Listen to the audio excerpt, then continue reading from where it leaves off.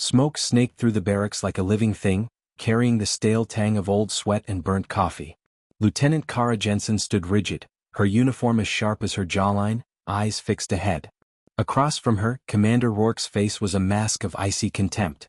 The squad was assembled behind Kara, boots creaking on the warped floorboards, tension radiating from their silent forms.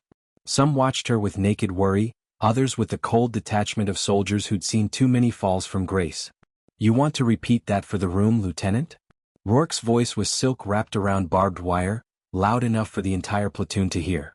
Kara kept her voice even, though her hands, clenched tight at her sides, betrayed her. "The op is compromised, sir.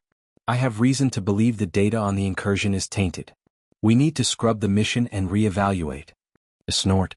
Rourke stepped closer, his metals catching the barracks' harsh fluorescent light. "You have reason to believe?" He shot a glance at the squad. Was that a smirk at the corner of his mouth? "You're not here to believe, Jensen. You're here to obey. This is not a democracy." Murmurs rippled through the unit. Kara's heart hammered, but she held her ground. "Sir, with respect, there's evidence, patterns in the comm logs." "Evidence?" Rourke cut her off, seizing a sheaf of papers from her hand. He waved them overhead like a banner. "What this?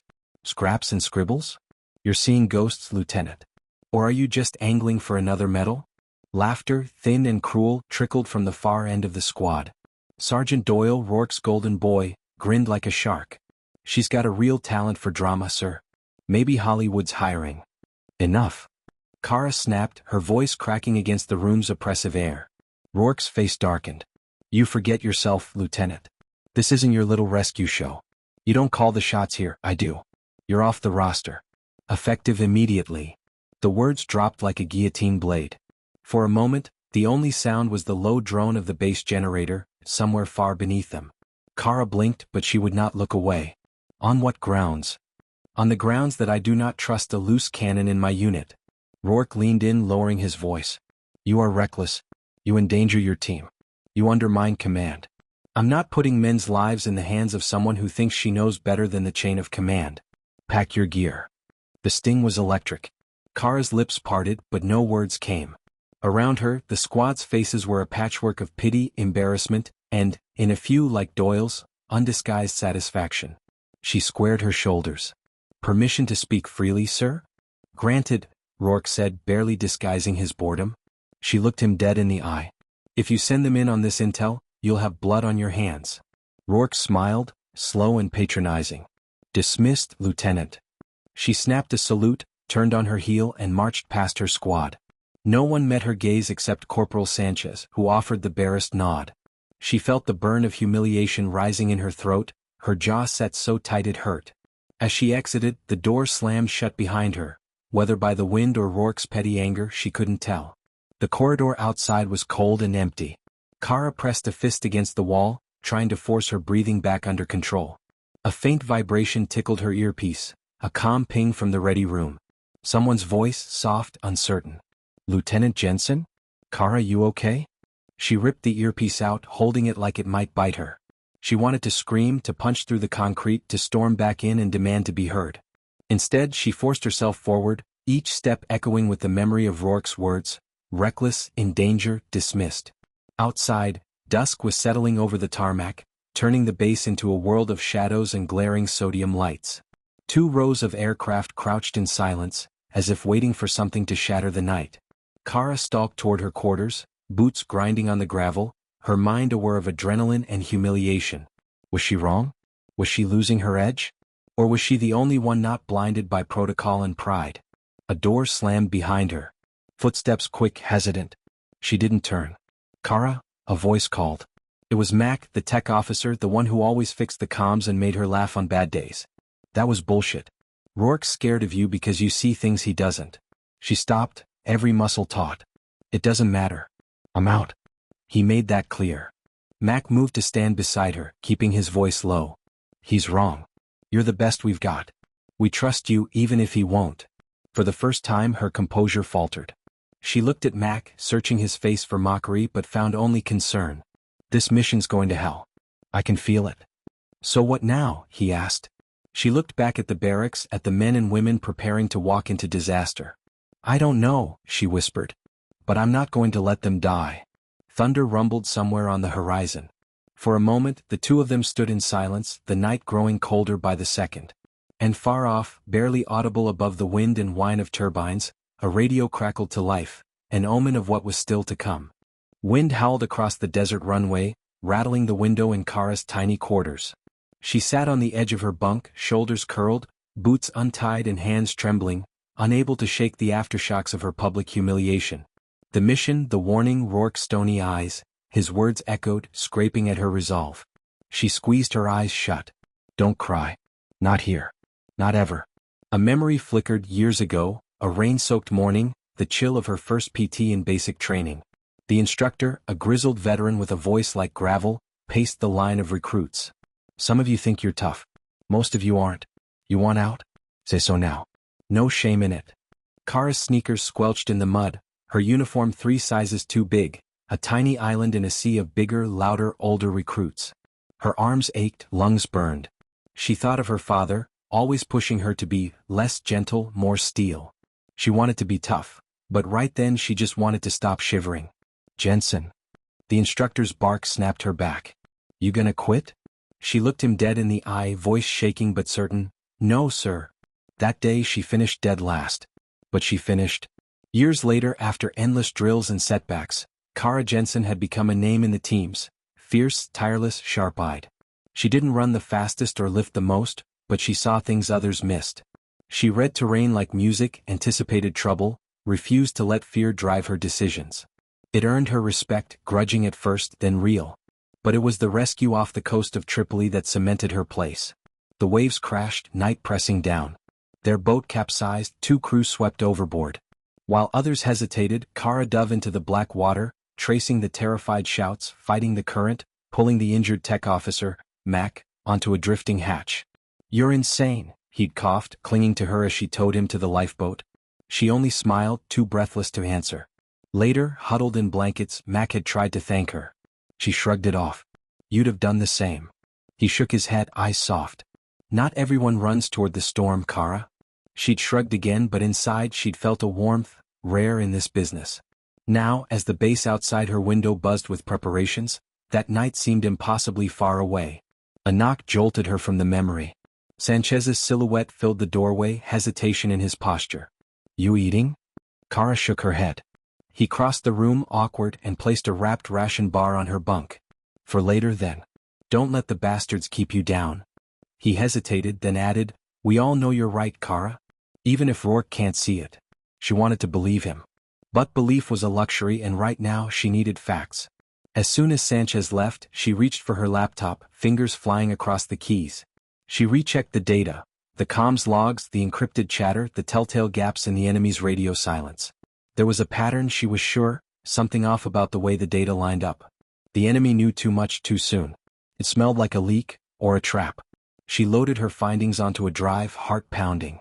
The sense of urgency tightened around her like a vice. Down the hall, the rest of the team was gearing up. She passed Mac in the corridor. He stopped her, voice low. You're not really going to let Rourke keep you out, are you? He asked. She hesitated, then forced a brittle smile. I don't have a choice. You always have a choice. What did you find? She glanced around, then slipped him the drive.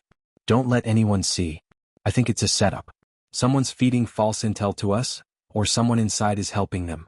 I flagged the transmission sources, but I need someone with your skills to check if it's real.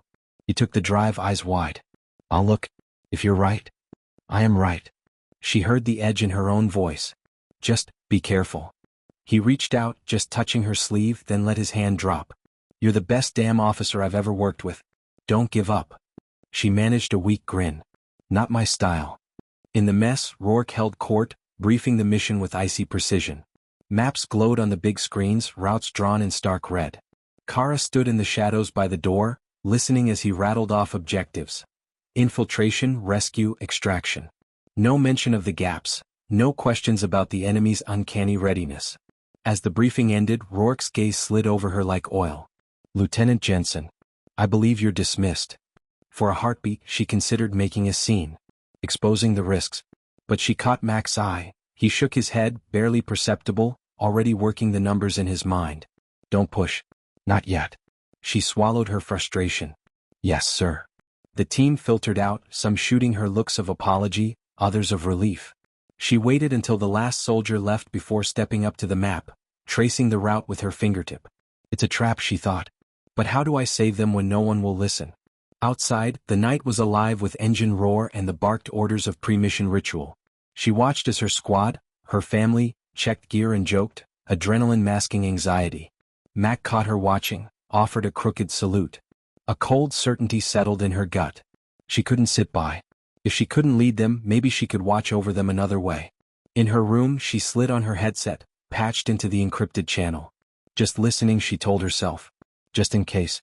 In the shadows, Lieutenant Kara Jensen waited, alone, dismissed, and burning with the knowledge that her team was walking into disaster. And she was powerless to stop it. But if they needed her, she would find a way. Even if no one believed her. Even if her only weapon left was her voice. If you are enjoying this story, please consider subscribing to the channel. Midnight on the tarmac. A hard, metallic wind blew grit across the airstrip as the team moved in formation toward the idling Black Hawk, blades chopping at the darkness. Kara stood just outside the glow of the hangar lights, every nerve thrumming as she watched her squad, file aboard. Her headset hissed, alive with coded chatter. Eagle 1 standing by. Eagle 2 weapons check. Green light, go. Kara clenched her fists until her nails left little crescents in her palms. She should be with them, strapping in, double-checking the route, scanning the horizon for signs of danger. Instead, she was exiled, a shadow behind glass, forced to listen as the doors slammed shut and the bird lifted off, fading into the black. Inside the chopper, Mac's voice crackled. All teams, this is Control. ETA to drop zone, 15 mics. Doyle, ever the wisest, piped up, try not to puke this time, Sanchez. Laughter, tight and nervous, filled the channel. Sanchez shot back, try not to shoot your own foot, Doyle. Through it all, Kara's heart hammered. She patched into the encrypted feed she'd built with Mac, a secret frequency technically against regs, but after years of fieldwork together, sometimes rules bent to necessity. Mac, she whispered into her comms, careful to mask her channel. Did you find anything? A brief pause. Then his voice, softer, graver than before. You were right. Transmission sources were spoofed. Data trail ends cold. It's a setup. I tried to tell Rourke. He shut me down. Her stomach twisted. She could almost see Mac, hunched over his screen, brow furrowed, sweat shining on his temples. Keep your head down, she told him. And trust your gut. He signed off with a barely audible, you too. In the command center, Rourke presided over the operation like a king on a chessboard, barking orders as blips moved across screens. Kara paced outside, watching the wall of monitors through glass. When she caught his eye, he scowled and looked away. The chopper's blades faded. Silence pressed in. 30 miles out, the insertion went down like clockwork. The team dropped into enemy territory, boots landing in fine sand, weapons up, eyes sharp. Eagle 1 moving. Secure perimeter, whispered the squad leader. But even over the comms, Kara could hear the unease in their voices. Something wasn't right. The landscape was too still, the air thick with the smell of oil and something worse. They advanced toward the target building, an abandoned radio relay, supposed to be empty. Mac's breath rasped in her earpiece. No heat signatures. Feels wrong. Kara's jaw clenched. It is wrong. Don't go in. But she had no authority, not anymore. Suddenly the comms hissed. Movement north alley, shouted Sanchez. Gunfire exploded, shattering the night. Enemy fighters, masked and silent, erupted from the darkness, catching the squad in a brutal crossfire. Contact left. Take cover. Doyle's voice was raw, high-pitched with fear. Back at base, chaos reigned. Rourke barked orders, but his control was slipping. Kara darted into the room, adrenaline surging. Get them out. They've been compromised, she shouted. Rourke turned, eyes blazing. I told you, Jensen, you're done here. Get out of my sight. She ignored him, pushing past to the console, desperate to reach her team. Mac, pull back. Fall to secondary position now. Bullets whined through the team's feed. Mac's voice was ragged. We're pinned. Sanchez is hit. Need a route. Kara scanned the satellite feeds, searching for a weakness. Southeast wall, there's a gap. Move now. Through pure force of will, the team regrouped, dragging Sanchez with them, limping toward the crumbling perimeter wall. But the enemy pressed harder, smoke grenades blooming, filling the air with choking black. Suddenly the line faltered, Doyle had stumbled, pinned behind cover, rounds chipping away the bricks above his head. Kara's instinct screamed, "Mac, get Doyle." Oh. But she wasn't there. She was never more aware of her own absence, her own helplessness. Then Mac's voice, "We need someone to hold the gap, buy us time to extract."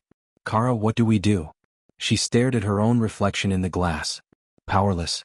No, not powerless. Not if I can get there." She sprinted from the command center, heart pounding, legs burning as she crossed the base. In her head, a plan whirred: if she could reach the supply depot, arm herself, get a vehicle. She never made it. Alarms blared. The base locked down.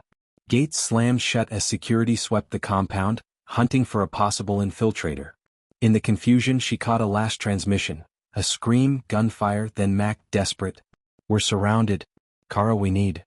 Silence. She smashed her fist into the wall, voice breaking. "Mac." Mac, respond. But only static answered. Rourke found her there, surrounded by MPs. His face was stone. "Lieutenant Jensen, you're under arrest for disobeying a direct order and compromising the mission." She barely heard him. All she could hear was the silence on the radio, the echo of her team's voices. Her family, her responsibility, fading into darkness. They dragged her away, her wrists bound, vision swimming with rage and shame. In the aftermath, news spread like wildfire. The mission had failed. 2 dead, 3 missing, others wounded. Rourke blamed her, claiming her interference muddied the chain of command. Officially, she was removed from active duty, taken off the roster. The report read, "Pending investigation." Alone in her cell, Kara replayed every word, every scream, every static-soaked plea for help. She couldn't save them. Not with bullets, not with orders, not with anything but her own burning need to protect. She pressed her ear to the wall, searching for any sign, any hope. Just as despair threatened to swallow her, her headset, left behind, still active on the encrypted channel, crackled. A voice, distant, ragged but unmistakable, floated through the static. "This is Valkyrie. Hold your position. Help is coming." Kara's own voice, or something impossibly like it, echoing out of the darkness. And somewhere far away her team, scattered, wounded but not lost, lifted their heads, hope flickering in their eyes. The fight wasn't over. Not yet. Night swallowed the ruins whole. In the shell of a collapsed outpost, the remaining squad crouched low, clutching their rifles, blood crusting on torn sleeves and faces ghostly pale in the moonlight.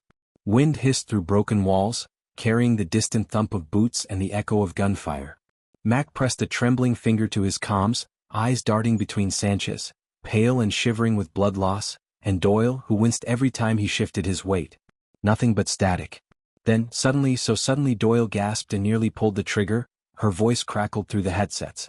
"Valkyrie to ground. All units, report. If you can hear me, fall back south. Do not engage. Reinforcements inbound." Mac's mouth fell open. He scrambled to sit up straighter, ignoring the protest in his ribs. "Kara? Is that you?" Sanchez blinked, confusion giving way to wild hope. "It's her, Mac. It's gotta be her." But Doyle's hands shook. He spat into the dirt, voice thick with fear and skepticism. "No way. Rourke said she was arrested, maybe even dead. This is a trick. Has to be." Sanchez looked from Mac to Doyle, torn between hope and despair. Who else would know to call herself Valkyrie? The voice came again, steady as steel, but with a warmth that filled the darkness. "Doyle, check your left. 2 hostiles, 10 meters, hiding in the debris." Doyle froze, then spun. 2 muzzle flashes blinked from the shadows. He fired, the recoil nearly wrenching the rifle from his bloody grip, but the figures dropped. Silence. "How did she?" he started, then clamped his mouth shut. The comms were alive now, her voice weaving through the static. "Mac, there's a drain tunnel behind the old radio mast. Lead the team there. I'll talk you through." Mac's heart thudded. He didn't question, just moved, dragging Sanchez with Doyle limping behind. As they stumbled through the rubble, the voice guided them. "Turn here, stay low, pause until the searchlights passed." Sometimes she referenced old jokes, nicknames, memories only Kara would know. At one point, Sanchez, woozy with pain, mumbled, "She always knew the best shortcuts." Max squeezed his shoulder. "I don't care how it's happening. She's with us." Doyle lagged, his doubt morphing into paranoia. What if the enemy's spoofing her voice? Trying to bait us into an ambush? Max shook his head. "No one could fake what she just said about your tattoo. Even I didn't know that." A long silence fell, broken only by the distant crackle of gunfire and the rush of blood in their ears. Then Kara's voice returned, softer. "You're almost clear, but you have to hurry. Extraction is coming, but you need to make it to the riverbed. Use the comms tower as a landmark." Doyle's breath came in ragged bursts. Why doesn't she just come herself? Mac risked a glance back, his eyes shining. If she could, she would. Maybe she's stuck, maybe she's hurt, hell, maybe she's not even alive. But she's here when we need her. They reached the mouth of the tunnel, low, dark, choked with sand. Kara's voice seemed to hover just ahead, pulling them on. Inside the tunnel, every footstep echoed. Sanchez groaned, Doyle cursed, and Mac whispered constant reassurances, all the while straining to hear the next instruction. At a bend in the tunnel, the signal wavered. Static bled into her words. Sanchez, stay together. Don't let fear split you up. You're stronger than you think." Her tone changed, deepened. Mac thought for a second he could feel her hand on his shoulder, the way she used to before a raid, quiet strength, unspoken promise. They pushed forward, crawling, scraping knees on concrete, until they emerged into the cold embrace of the riverbed. Above, stars stretched endless and impassive. The sound of search parties faded behind them. Doyle sagged to his knees. "We made it," he said like he couldn't quite believe it. Sanchez's lips twisted in a bloodied smile. "Thanks to her." But Mac hesitated. He adjusted his headset, his engineer's mind whirring. "I don't get it. That frequency was secure. Nobody but us could have accessed it." A deep chill settled over the three of them. The reality pressed in. If Kara was alive, how was she speaking to them now, undetected by the enemy, invisible to the officers back at base? She was gone. What exactly had just saved their lives? Doyle suddenly pressed the comms button, desperate. "Valkyrie, are you there? Are you alive?" Only silence. Then softly. "You're almost safe. Keep moving east. I can't come with you. But you're not alone." Sanchez shuddered. "It's her. I know it." Mac felt tears prick his eyes. He thought of the night she'd saved him off Tripoli, of her stubborn refusal to let anyone die on her watch. He remembered too the humiliation she'd suffered at Rourke's hands, the way she'd borne it, quiet, proud, determined to protect her family even when denied her rank. He whispered into the comms, "We're not leaving you behind, Kara. I promise." The radio crackled one last time, almost fond. "I'll always have your six. Now go." As dawn tinged the sky with lavender, the battered survivors trudged toward the distant tree-line, hearts heavy with grief, minds spinning with impossible hope. Behind them the outpost burned, smoke coiling upward like a final salute. But in the secret places of their hearts, they carried her voice, a compass, a guardian, the echo of a leader who refused to abandon them. Whatever Kara had become, ghost, signal, memory, miracle, she was with them. And as long as her voice endured, so did they. The world was washed in early dawn when the battered trio stumbled from the trees into the open valley. They moved like specters, uniforms shredded, faces smeared with dried blood and the grime of survival. Mac led, Sanchez limp but determined, and Doyle in the rear, his eyes wild and wary, every sense strained for danger. From behind, smoke still curled into the sky, silent testimony to the disaster they'd left behind. But now hope moved with them. Kara's voice, though faded from the comms, lingered in their thoughts, her last words etched like a blessing. "I'll always have your six. Now go." They reached a craggy outcropping above the valley floor. The river shimmered far below, and beyond it, the dark outline of a road. Mac's chest tightened. That was the extraction point, just as Kara had promised. Suddenly, the distant chop of helicopter blades cut through the hush. A flash of sunlight on metal, the thunderous sound growing as the rescue team arrived. 2 Black Hawks and a medevac, dropping fast and purposeful toward the clearing. The soldiers who poured out were wide-eyed and wary, weapons raised, scanning for enemies, and for something else. The signal for their position had come through encrypted channels, strange and untraceable. But there the survivors worked just as the message had said. "Identify yourselves," barked the lead rescuer, his voice sharp. "Special Operations, call sign Eagle 1, Mac managed, holding up Sanchez's bloodied arm and half collapsing with relief. The medics rushed in, working fast, wrapping wounds, administering morphine. Sanchez's grip never left Mac's sleeve. "She got us here," he mumbled, voice thick with pain and conviction. "She saved us. Kara." Doyle turned away, blinking back tears, jaw clenched. He stared out at the burning outpost, half expecting to see a lone figure, one hand on her radio, watching them leave. But there was only wind and the echo of memory. They were whisked back to base, exhaustion chasing them into the sterile light of the field hospital. Questions came, sharp, relentless, about how they'd survived, how they'd known the enemy's movements, how they'd signaled extraction from behind enemy lines. Lieutenant Jensen, the investigator said, brows knitted in confusion. She was off the roster. She wasn't in the field. And yet every one of you claims you heard her voice over comms. How? No one could answer. They ran trace after trace on the encrypted frequencies. No source, no recordings, nothing but a strange residual signal, like a voice lost in the static. Mac, battered and bone-weary, replayed the mission in his head. He remembered the rescue off Tripoli, remembered the feeling of being pulled back from the brink. In the haze of morphine he saw her again standing at the end of his hospital bed, smiling, proud and sad and somehow lighter than air. Doyle sat in the debriefing tent, staring at his hands. He'd mocked her, doubted her, even resented her at times. But in that ruined outpost, when the world shrank to fear and darkness, it was her voice that had brought them through. He wiped his eyes, no longer ashamed. Sanchez, pale but alive, kept her name on his lips like a prayer. Days passed. The official story trickled down. Mission failed due to enemy ambush. Lieutenant Jensen removed from duty prior to engagement. Status: MIA presumed dead. No body recovered. Only a set of dog tags found in the wreckage, scorched and bent, along with a blood-stained scrap of her uniform. A ceremony was held. The team, limping but alive, gathered in silence as the flag was folded, the names of the lost read aloud. When it came to Kara, the chaplain's voice wavered. Lieutenant Kara Jensen Valkyrie. She led by example. She gave everything. She brought them home. Max stood at the edge of the group, head bowed. The wind caught the last note of the bugle and sent it twisting up to the sky. Afterward, he lingered by the memorial wall. A new plaque gleamed in the morning light, her name etched into steel. He placed his hand on it. You did it, Kara. You saved us. I wish we could have saved you. A moment later, Sanchez joined him. He wore his dog tags over his shirt now, always. She was the best of us, he said, voice breaking. I'm going to make sure no one forgets.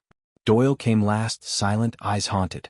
He nodded once, firm, and for the first time, Max saw no trace of doubt.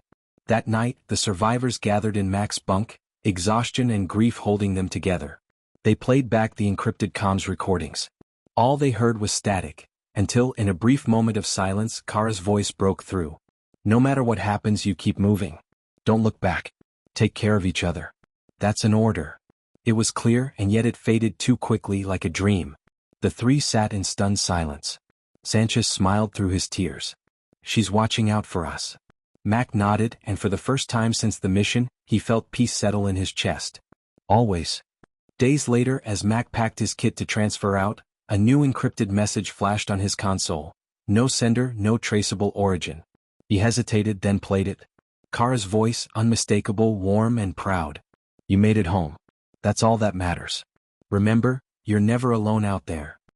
He stared at the screen, eyes brimming, and whispered, "Thank you, Kara." Somewhere, in the wild hush between frequencies, a guardian's voice lingered. Her team moved forward, wounded, changed but never abandoned. Kara Jensen, call sign Valkyrie, lived on, in memory, in spirit, and in every soldier's ear who ever found hope in the darkness.